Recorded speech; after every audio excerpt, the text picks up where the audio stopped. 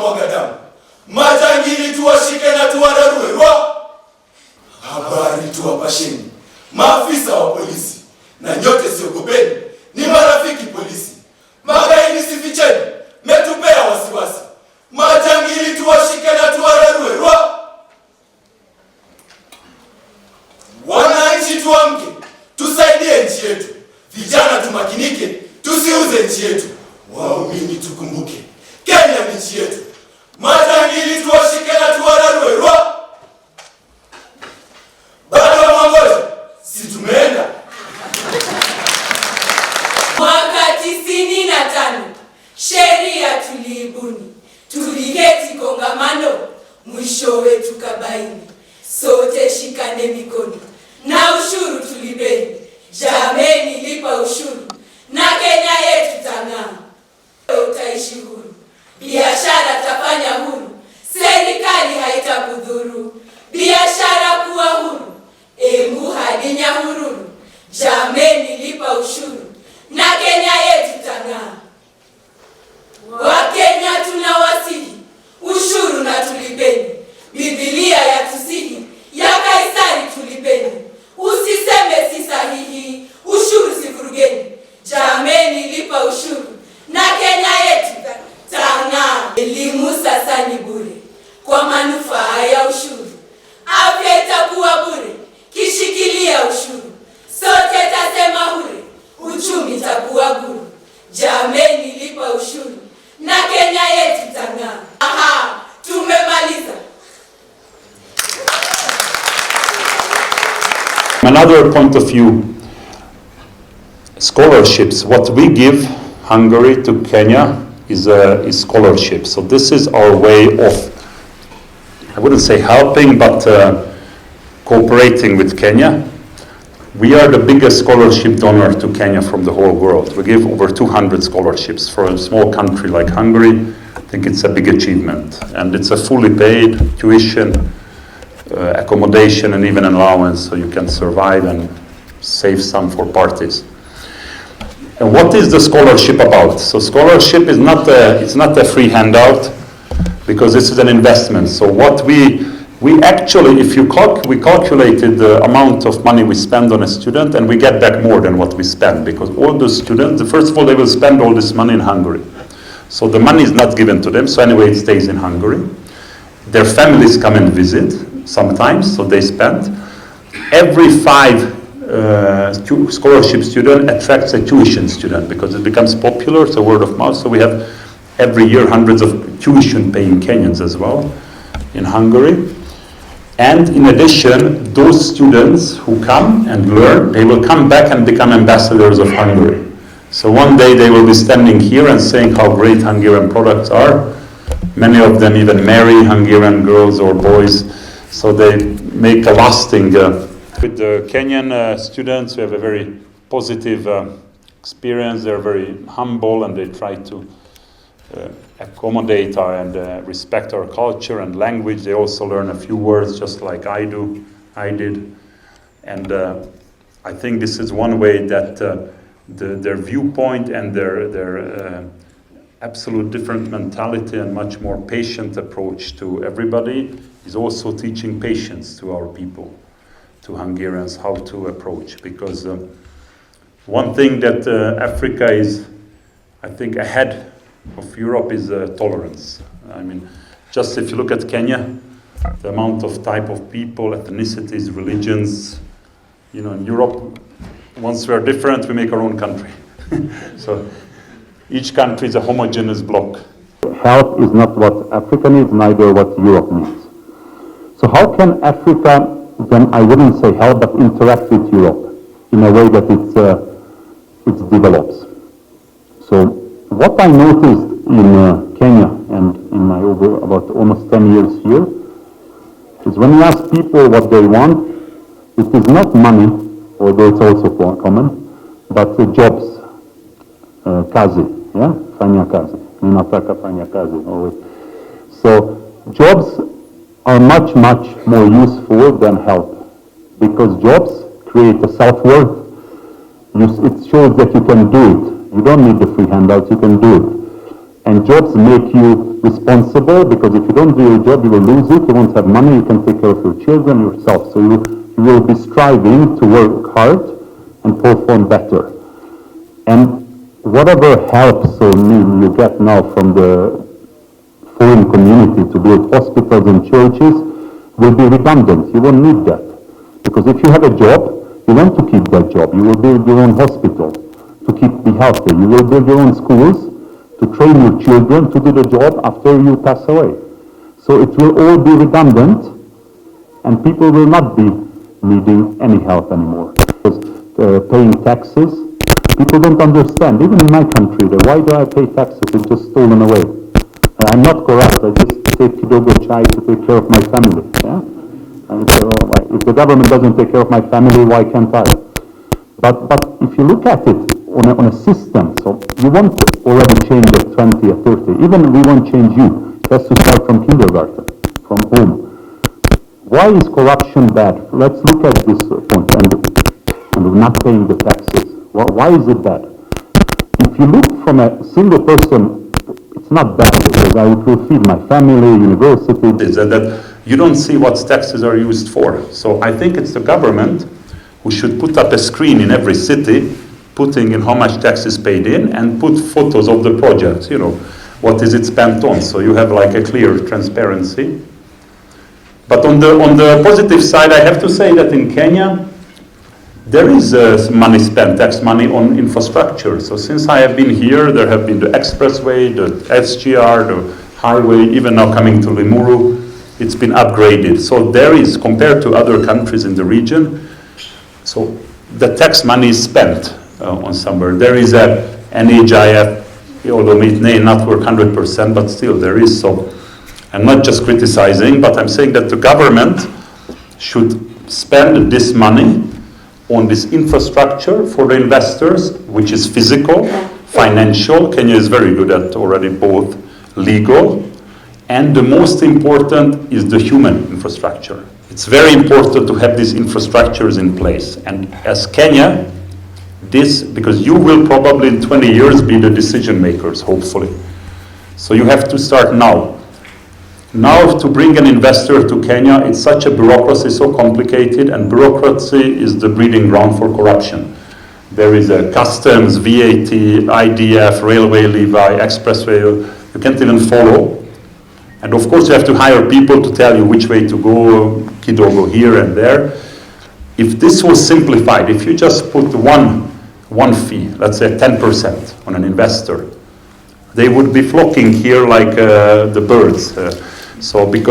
But if it was simplified, this and a one-stop shop, you go to one agency and you say, I want to invest. They show you Limuru, I don't know, does it have an economic zone, EPZ? Kenya could help. Europe is in the agriculture. So we are running out of food in Europe, and we don't have the land. You have the land, and already many companies are setting up, so agricultural farms here to supply Europe.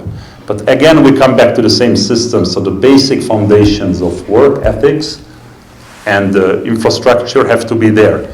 And then company would come here and produce food that would then be exported to Europe.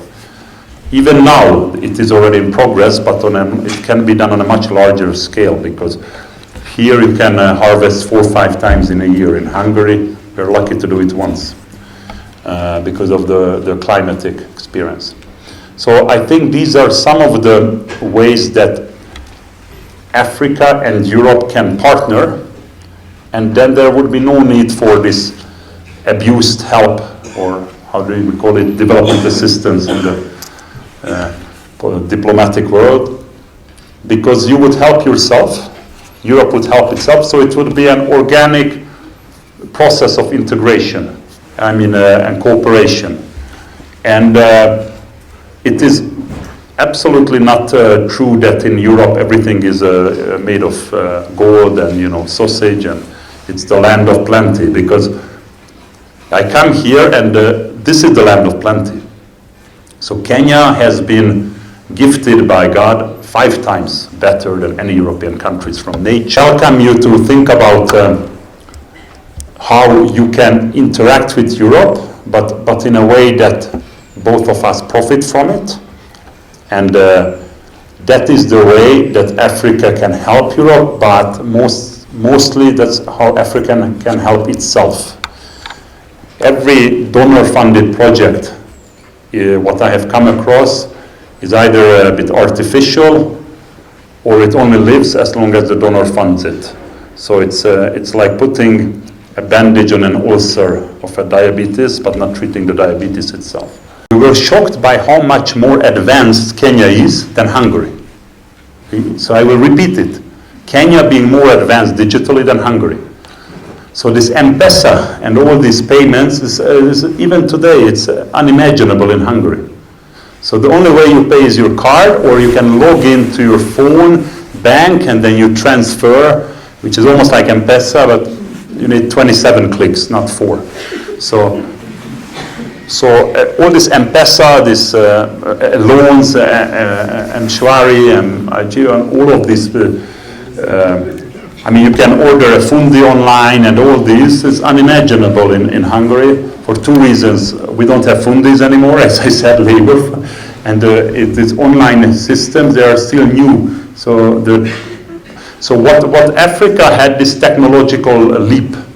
So in Hungary, we went through the organic, Europeans or American invented the phone. So the phone line, the cable, putting down the telegrams. And by the time it got here, you got the mobile phone. So no need to put down the lines. So the fact that you have access to the latest technology without having to learn from those the old ones gives you an advantage. And the fact that the market is not so regulated is both a good and a bad advantage.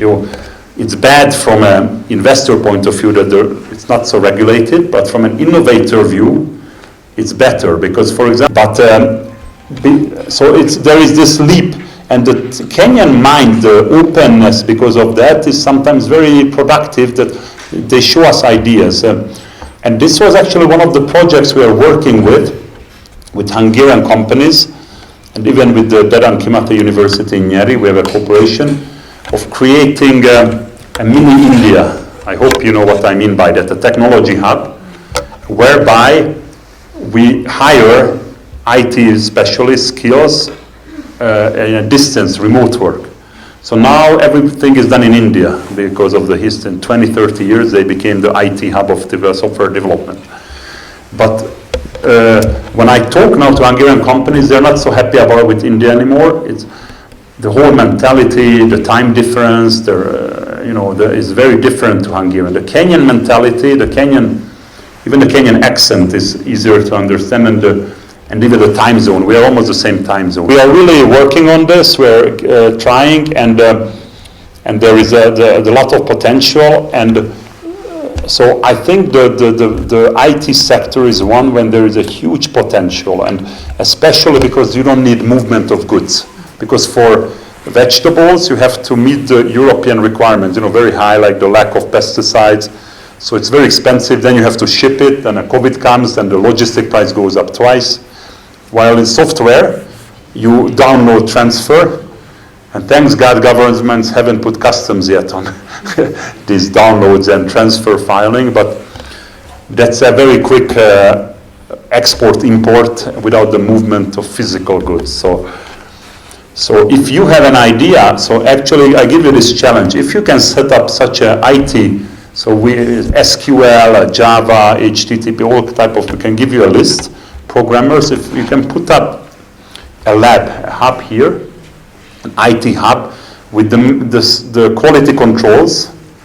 So that means if some kid says I will be by January or February 5th, 12 o'clock it will be ready, then it's not plus minus 1 hour, Africa time, Europe time. So then we can send here, we can have companies second here, these project managers, because who will train them for a month or 2 on the software part, what needs to be done, and also the project management. And then we can get contracts in Hungary to outsource what they do now in India to do it here. The biggest export of Kenya to Europe is flowers and agricultural produce, avocados and herbs already, coffee, tea. Hungary, so the peculiarity about Europe is they're individual countries, but they are mostly under an umbrella, the European Union. So we have one common market, the European Union, but each country acts as its own. So we tried to take agricultural produce to Hungary, but Hungary being a 10 million country per inhabitants, in a market of 300 million, we can't compete with the large French, Italian importers. So they take 5 containers of avocado, and if we just wanted to take to Hungary, it would be 1/4, 1/5 of a container in a month.